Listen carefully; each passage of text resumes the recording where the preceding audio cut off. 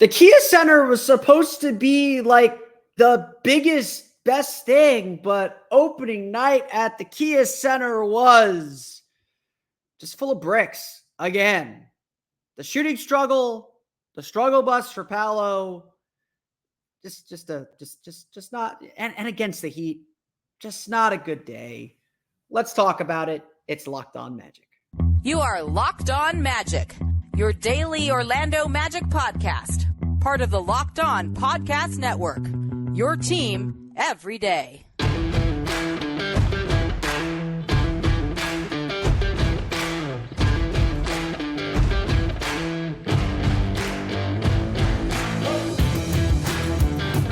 And you are indeed Locked On Magic. Today is December 21st, 2023.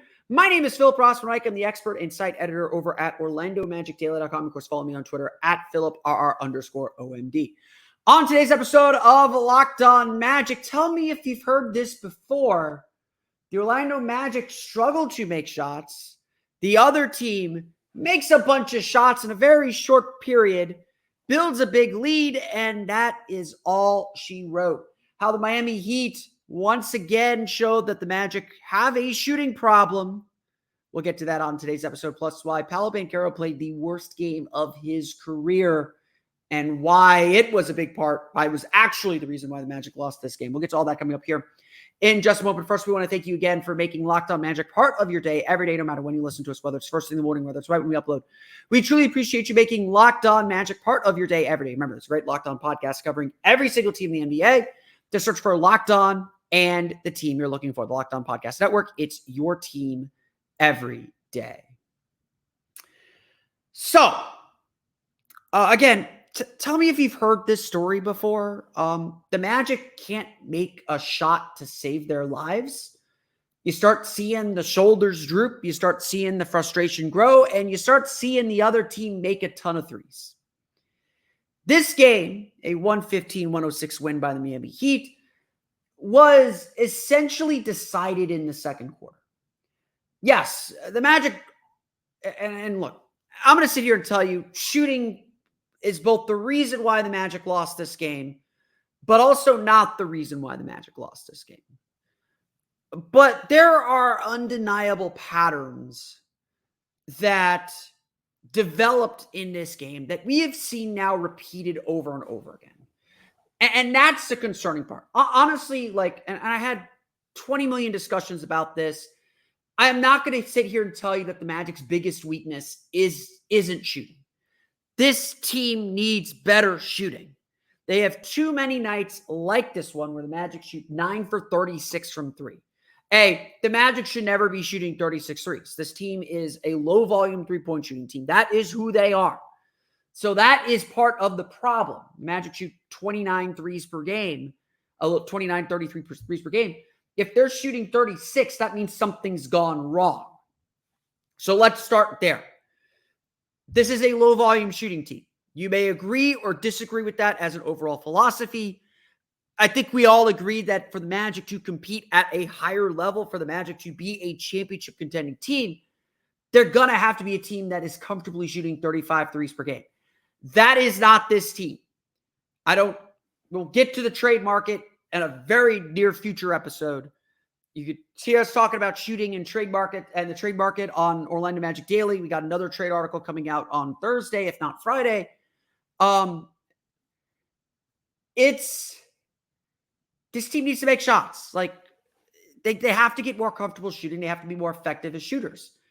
At the end of the day, that is something that costs this team over and over again. It's the reason why they lost to Cleveland a couple weeks ago. It's the reason why they lost to Brooklyn. It's the reason why they lost to Boston over the weekend.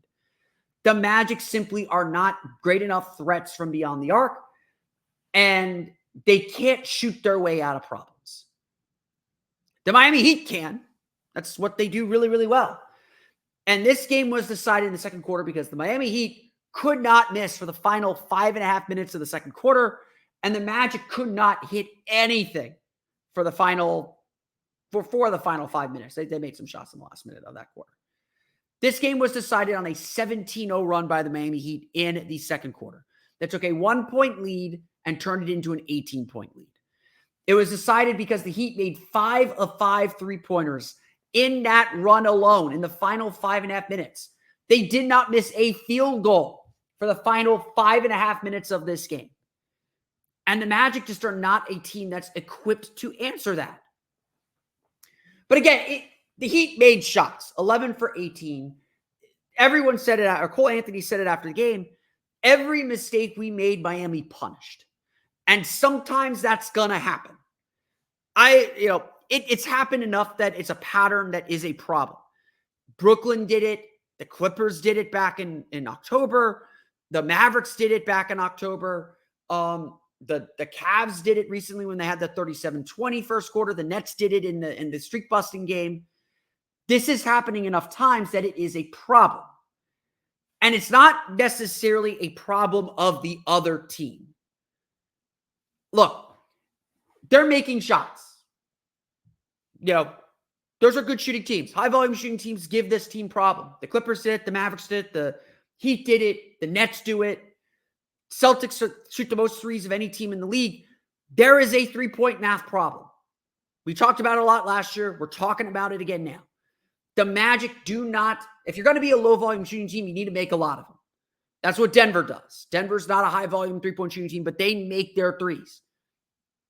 The Magic are both low volume and don't make enough. And that means the Magic got to make up that ground elsewhere with offensive rebounds. Look, Orlando had 15 offensive rebounds for 16 second chance points. That's okay. The Magic have to make that up at the foul line. They only had 19 free throw attempts, 15 for 19 from the foul line. Orlando's got to be around 27, 28, 29, 30, ideally, free throw attempts per game. The Magic didn't do that. And that's the formula. Why did the Magic lose this game? Why did the Magic lose? It's not simply because Miami made shots and Orlando didn't.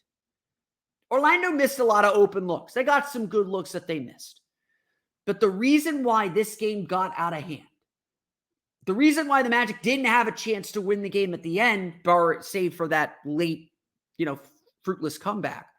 The reason why the Magic did not have a chance to win this game is all about the Magic's attitude. It's all about their poise, their composure. It's about their maturity. And Cole Anthony said it after the game. We got too emotional. We let the emotions get to us. We let our frustrations get to us. We allowed ourselves to lose focus for 2 to 3 seconds. And in those 2 to 3 seconds, Miami got down the court and hit another three. Yes, again, I want to repeat this. I get it. Shooting is the problem. I agree with that. Shooting is the problem. But it's not just shooting, because this team can win even when it shoots poorly.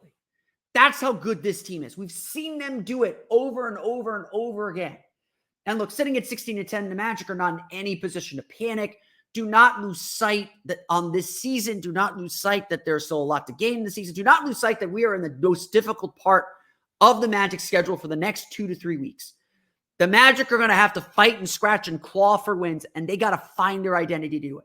That's defense, that's points in the paint, that's getting to the foul line, that's mucking the game up, that's making it as ugly as possible and dragging teams down into the dirt.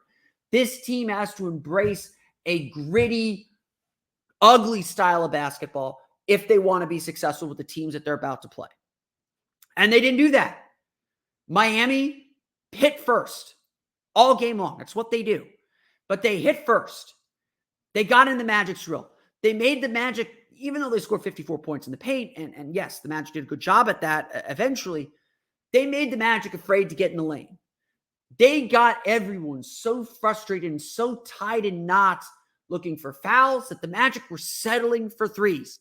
Even if those were good threes, because the Magic were missing so many shots, you could feel them pressing. You could feel them knowing we're down big. We got to get back. And trying to get back all in one play. Look, again, the Magic broke even outside of the second quarter. Heat won the first quarter 25-24. Magic won the third quarter 22-21. Magic won the fourth quarter 34-26. This was a 9-point game decided because the Magic gave up 43 points in the second quarter. And look, Miami earned it. They deserved it. They made the shots. They made the plays. They played with that confidence and that swagger. I'm not taking anything away from Miami, but this is about Orlando. This is about the Magic playing their style, playing their identity, playing their defense, and not accomplishing it, not playing their style. It's about the Magic doing what they have to do to win. Dare I say, without Jimmy Butler, Orlando should be a better team than Miami. We should hold them to that standard. Again, I'm not disparaging Miami. They won the game. They earned it. They took it. The Magic didn't. And that's the problem that keeps popping up. That this Magic team is, yes, very young, still a little immature, still a little too emotional, and still a little too frustrated. It is about shooting. Do not get me wrong. If the Magic hit one of the open threes that they had in the second quarter, that might stop the bleeding. But three-pointers are never how you stop the bleeding. Three-pointers are never how you get yourself back into a game. You get yourself back into the game by getting in the paint, by getting to the foul line, by seizing momentum that way. And that's what the Magic didn't do. And frankly, I got to call out the star here. I got to call out Paolo Banchero for not delivering in this big game. We're going to talk about why he was on the struggle bus and go through the box score coming up here in just a moment. But first, it's time for a quick word from our friends over at eBay Motors. Our partners at eBay Motors have teamed up with Locked On Fantasy Basketball host Josh Lloyd to bring you some of the best fantasy picks each week, all season long. Whether you're prepping for daily draft or scouting the waiver wire, every week we're going to provide you players that are guaranteed to fit on your roster. So let's see who Josh has picked for us this week on eBay's Guaranteed Fit Fantasy Picks of the Week. Today we're going to go with James Wiseman. The Detroit Pistons continue to lose, but fantasy basketball isn't about wins and losses, at least not for the teams that are playing. With Isaiah Stewart hurt, Wiseman has produced this week. Confidence in him is low, but the numbers and opportunity appear to be there for him to make a big game. Let me give you another fantasy tip if you're playing daily fantasy. Paolo Banchero tends to respond to bad games. I'm going to go into detail on why I think this is Paolo Banchero's worst game of his career. I'm going to go into those details here in a minute, but he responds when he has terrible, no good, awful games. Look at what he did against Boston on Sunday. When he scores in single digits, he usually responds big. So look out Milwaukee on Thursday in the back-to-back. Josh Lloyd from Locked On Fantasy Basketball is going to help you win your fantasy championship, and eBay Motors knows a championship team is about each player being a perfect fit. It's the same with your vehicle. With over 122 million parts for your number one ride or die, you can make sure your ride stays running smoothly. From brake kits to LED headlights to roof rack bumpers, whatever your baby needs, eBay Motors has it. And with eBay Guaranteed Fit, it's guaranteed to fit your ride the first time, every time, or your money back. Plus, at these prices, you're burning rubber, not cash. Keep your ride or die alive at ebaymotors.com. eBay Guaranteed Fit is only available to U.S. customers. Eligible items only. Exclusions apply. Don't forget, the Locked On Podcast Network has a brand new 24/7 streaming channel on YouTube. Locked On Sports Today is here for you 24/7, covering the top sports stories of the day with the local experts of Locked On, plus our national shows covering every league. Go to Locked On Sports Today on YouTube and subscribe to the first ever national sports 24/7 streaming channel today. You can tell I'm a little fired up today. I didn't expect to be this fired up, to be perfectly honest. Because, everyone says it's a make or miss league. And in some respects, look, the Magic are going through a prolonged slump right now. Stuff isn't the end of the world. The Magic have lost 5 of 7 since going on the 9-game win streak. We do expect Orlando to struggle and have to try and keep themselves afloat here for the next couple of weeks. They got the big West Coast trip coming up in a couple of weeks as well. Until they get home from that, it's going to be rough. It's going to be some rough sailing. And this team has to figure some stuff out. I think we all sense that they're ready for Wendell Carter to be back. He had some good moments, looked very rusty. They're ready for Markelle Fultz to come back. It certainly feels like a player like Markelle Fultz or a player like Joe Ingles would have helped stop that 17-0 run, just to give them some stability, to give them a guy that can say like, whoa, whoa, whoa, whoa, whoa, whoa, whoa, whoa, whoa, whoa. Calm down, relax. We got this. Let me get you the ball in the right and in the exact right spot. Let's work our way through this. The Magic are missing that guy. They don't have like a good kind of game managing point guard right now. As much as Jalen Suggs is a decent ball handler, or Cole Anthony is a decent ball handler, Markelle Fultz and Joe Ingles are these teams' biggest connectors. And so they're definitely missing that right now. And, I think either one of those players at that moment during that 17-0 run would have helped stabilize the team and just allowed them to exhale and be confident and relax. And that's what they needed, because as that run built, it got bigger and bigger. But the reality is, this is the provenance of the stars. The ability to get a shot when you absolutely need it, to get a bucket in a big, big moment. That is what stars do. That is who stars are. That's why you have them. You turn to them when you need them. And that's what was missing from this game. The Magic tried to go to Paolo Banchero. It was not for lack of effort to get Paolo Banchero the ball and to get him going in key areas. Same thing with Franz Wagner. It was not for lack of effort. They got their shots up in this game. Maybe not enough of them, but they got their shots up. And they both really struggled. They both really struggled. And this was a particularly frustrating and honestly poor game from Paolo Banchero. I am willing to say this is the worst game I've seen Paolo play since joining the Magic. And I want to make this clear. This is his worst game, and he still almost had a triple-double. 10 points, 8 rebounds, 8 assists, but a minus 22 for the game. He was rough. And at the end of the day, look, what the Magic need from Paolo is the ability to soak up defenses and make plays for others, but really the ability to score. We're all thinking about the playoffs, and we should be. We should be preparing and thinking about, okay, what does this team need to do to be successful in the postseason, to be a playoff team? We should be thinking about that. We should be preparing for that. We should be analyzing the team as if the playoffs are the thing. They are the thing.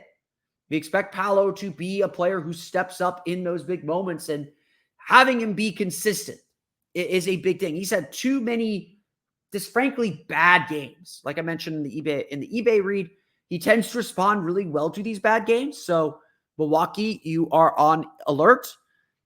But look, this is becoming too much of a habit where he is. And look, he's really good, and he's seeing defenses that 21-year-olds shouldn't have to see.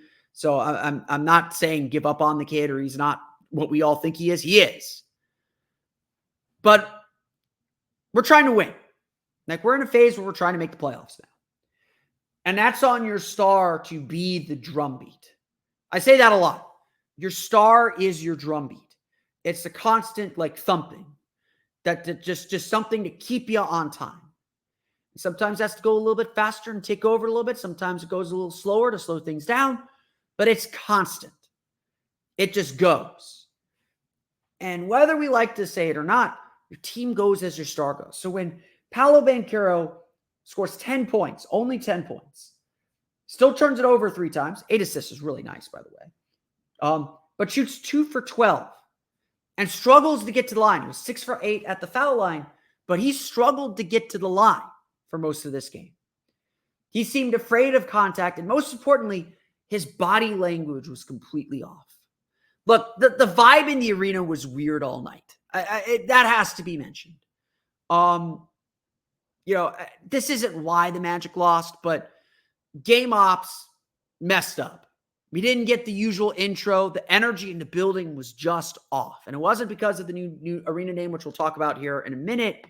It wasn't because of the new arena name. It wasn't because of the ribbon cutting ceremony they had right before intros. Yes, intros being weird. No one else is going to note this, and it's not an excuse, but they did the Heat intros. They did the ribbon cutting thing. And then they forgot to play the Magic's intro video. And yeah, that's a small thing, but I love the Who as much as the next guy. But hearing just the instrumentals to Who Are You isn't exactly pumping me up. It's not part of the routine at home. And so, yeah, the energy in the building was just kind of off. On top of that, you had the clock malfunction in the second quarter, right around the time the Heat made their run, actually. And look, the Heat had to deal with it too. It's, it's small stuff, but the energy in the building was off. That's the point I'm trying to make. And Paolo was constantly looking to the refs. Was frustrated he wasn't getting calls. And again, Cole said it really well after the game. It's keeping your focus for the whole game. If you slack for 2 to 3 seconds, it's 2 to 3 seconds that Miami's going to get down to the other end of the floor and score and hit a three because they made you pay every time. They made every shot in that second quarter. We're seeing this far too often with Paolo, where he is going in the lane, expecting a call, not getting it, throwing his hands up, and not kind of giving double effort on defense. When you don't get a call or you miss a shot, you got to give double effort on defense. You got to make up for that. Good shot or bad shot. You got to make up for that. And this game, more than any other that I've seen from Paolo, it really didn't look like he was locked in. And when your star's not locked in like that, when your star isn't necessarily setting the example, it trickles down to everybody. And that's, everybody was complaining and frustrated with Miami's physicality, with their inability to make shots. Everyone was frustrated. It's human nature to get frustrated with that. But it cost you. That's how you get down a team. This team, like I said, this team can survive not shooting well. Can they survive not shooting well in the playoffs? Can they survive not shooting well in big moments? Absolutely not. But in the middle of the regular season, in a game like this, they can survive not shooting well. They can. We've seen them do it a million times. They can't survive not shooting well and feeling bad about it. And that's, to me, what happened with Paolo. That, to me, is part of what drained this team. We all know how this team needs to win. The defense needs to feed the offense. Honestly, I don't care if the Magic shoot 2 for 20 on threes. What I care about is that they play with defensive effort regardless of it. And again, far too often we are seeing, instead of the defense feeding the offense, we're seeing the offense drain the defense. And when the Magic's defense goes away, they get embarrassed. They get embarrassed like they did tonight against Miami. Plain and simple. And that has to be the lesson. Like, wins and losses matter. I'm not saying they don't, but I don't care if the team loses as long as they defend. Because if this team defends, they will have a chance to win. And I trust this team to win those close games more often than not. The stats say they will. I trust this team to do that. But if they don't defend, and they had 2 good defensive games since December 1st. Let's be real. The only good defensive games they played are the win at home against Cleveland and the win at home against Detroit. And honestly, the win at home against Detroit barely counts. They're struggling to defend right now. And if you're wondering why the Magic have lost 5 of their last 7, there's your answer. This team's got to be about defense. It starts with your star player in Paolo. Obviously, Wendell Carter coming back is going to improve the defense. Jalen Suggs' energy was even off in this game, but the Magic have got to defend a whole lot better to be the kind of team they know they can be. That's the plain truth of it. The Orlando Magic's arena has a new name. We'll discuss the first night at the Kia Center. We're going to get to that coming up here in just a moment. But first, it's time for a quick word from our friends over at BetterHelp. Look, sorry about this. I'm getting my copy here. We all need help sometimes. Like we all need help sometimes. That's the truth of it. And it's okay to ask for help. It's okay to receive help. So if you're exchanging gifts, cards, or anything, focus on that time focus on enjoying that time together. And whether or not you're giving gifts, you get to define how you give to yourself. That's the most important thing. Self-care is so important. While we're taking care of others this holiday season, take care of yourself too. So whether it's by starting therapy, going easier on yourself during the tough moments, or treating yourself to a day of complete rest, I do that a lot. Remember to give yourself some love this holiday season. I have benefited from therapy throughout my life. It's good. It's a good thought dump sometimes. There's a lot of stress in this world. I'm in a high stress business. Being able to have someone to talk about things, to kind of sift through issues has really helped me better my mental health, figure out what I need to take care of me. And honestly, I love talking to all you guys a lot, but I know for me, a big focus is to feel okay taking time for me. That's something I talk about with my therapist a lot. It's something I tell myself, that it's okay to take care of yourself. It's okay to take care of yourself too. So in the season of giving, give yourself what you need with BetterHelp. Visit BetterHelp.com/LockedOnNBA today to get 10% off your first month. That's BetterHelp, HELP.com/LockedOnNBA.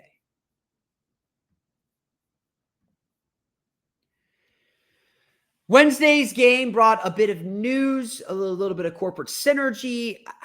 I don't know what to call it, but the Orlando's arena is now called the Kia Center. The team officially announced a new brand partnership, the new naming rights deal for the Magic's home since the 2010-2011 season. It now has a new name, the Kia Center. Big to do over it. Lots of corporate backslapping, and I don't want to go through all the different corporate lingo that we got. I know some people, honestly, like as far as building naming rights go, especially with how the direction a lot of these buildings have been renamed, Kia is about as benign as it can get, and honestly, that is a victory. I know people feel a certain way about Amway. Kia is certainly a company that I think doesn't have nearly as much baggage to it. And again, it's a good brand. It's a brand that has a relationship with the NBA. It's been the official car of the NBA for the last 15 years. It's the title sponsor of all the NBA awards.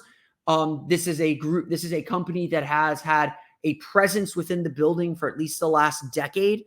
With the Kia Terrace up on the terrace level, in the corner, but near the on the terrace level, obviously, but on the corner of the ozone side of the building.